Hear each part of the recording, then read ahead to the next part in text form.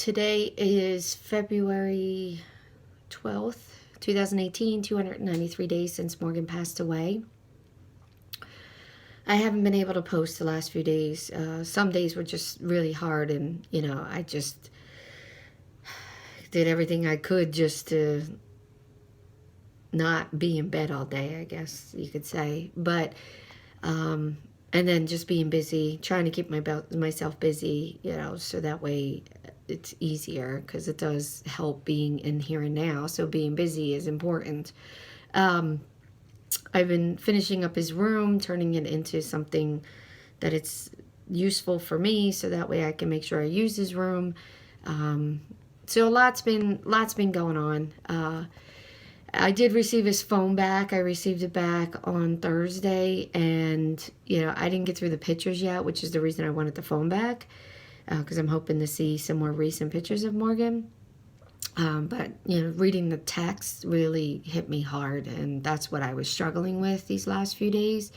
Words hurt, and sometimes you don't realize how much, but the words that I was hurt by were some texts. First off, him being around the person that gave him the drugs was because he was one of the people that he owed money to.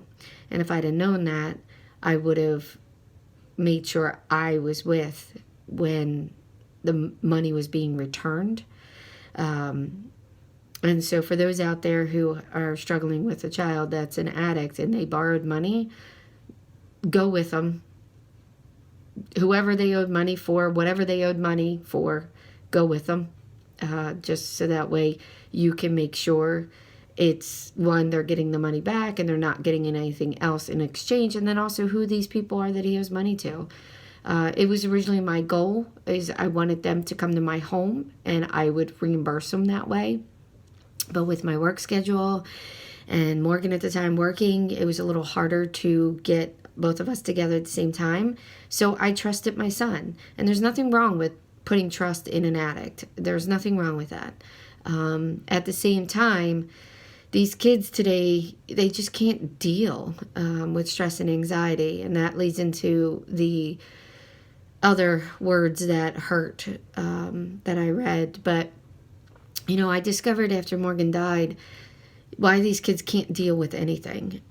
I used to say to Morgan all the time, I don't understand why you're so stressed out. You have everything handed to you, and, you don't have to work for anything.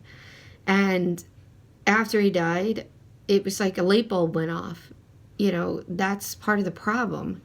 When you have everything handed to you, whether it's, parents that have the means and just give it to the kids because they rather them concentrate on school than worry about working, and they're good at home, no reason to not give them things, and then have technology the way that it is, the internet, everything is instant gratification, instant access, instant everything. The moment that they actually have to work for something, they can't handle it. And I unfortunately learned that lesson after Morgan passed away. So, but I'm glad I know it now, because then I can help other people, especially those that have kids that are just really struggling in general, not necessarily with drugs, but just struggling. So what I read in the text string was, as parents in today's day and age, we talk about our finances. We talk about how much we make. We talk about this to our kids so they have an understanding. We didn't have that. At least I didn't have that. And most of the people I know, our parents didn't talk about money. They did, but they didn't. They didn't talk about their bills. They didn't talk about how much they made. And around that time, I had only been working my business, and so I was struggling financially for the first time in I don't know how long, a good 15 years. And I had quit the physical therapy place I was working at due to mistreatment, and I figured I need to focus my business only. And so I was trying to focus on that, which was tough and financially tough. And I was talking about that to Morgan. I was talking about that I might have to sell the house and get something smaller. And if I get something smaller, I would get a 1-bedroom because financially, that would be all that I can afford. And I even said to Morgan when he was like, so I have nowhere to go? And I'm like, well, no, you would still live with me, but, you know, I can't rely upon somebody else who's not giving me money towards the place to have space. So it would be cramped, but we would figure it out. Well, he only heard that if he wasn't contributing money-wise, that I would be in a one-bedroom and I would kick him out. And again, the mindset of what people listen to and what they hear, you know, is an everyday reality. And so some of the text that I was seeing was that, you know, if my mom kicks me out because she sells the house and buys a one bedroom, I already know my backup plan. And just reading those words hit me hard because, again, words can hurt.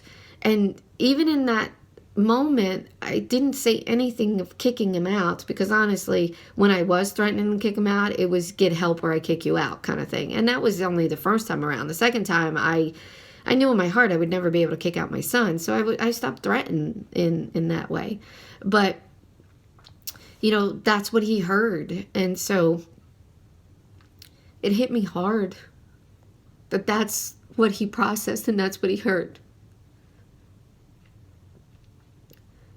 And then, of course, you know, you start to wonder, did he use that weekend because of that stress? Or was it because he just wanted to? And although, yes, I'm a medium, and yes, I still see him, and yes, I can talk to him, and getting these answers does help, at the same time, I need to feel what that feels like. I need to feel how it made me feel, so that way I don't have it trapped in my system. Because even getting the answers, it's still in me. And without processing that, I'm not letting it go. That instant thought, that instant feeling. Just because we have knowledge about something doesn't change how we feel. Our hearts and our minds are not connected in any way, majority of the time. And that's why logically we know things, but our heart hurts. And that's because we're not connected. So at some point I'll have those answers, but right now I need to feel them. And when they come up, I need to feel that guilt, feel that hurt, because those were the first two initial energies, that waves that hit me that day of looking at his text. So as much as pain hurts, someone's back there. Spiritually, I see a man standing back there. I don't know if you guys can see it. But as much as pain hurts, we have to feel it. It went into us and as an energy form, and it gets stuck in there if we don't.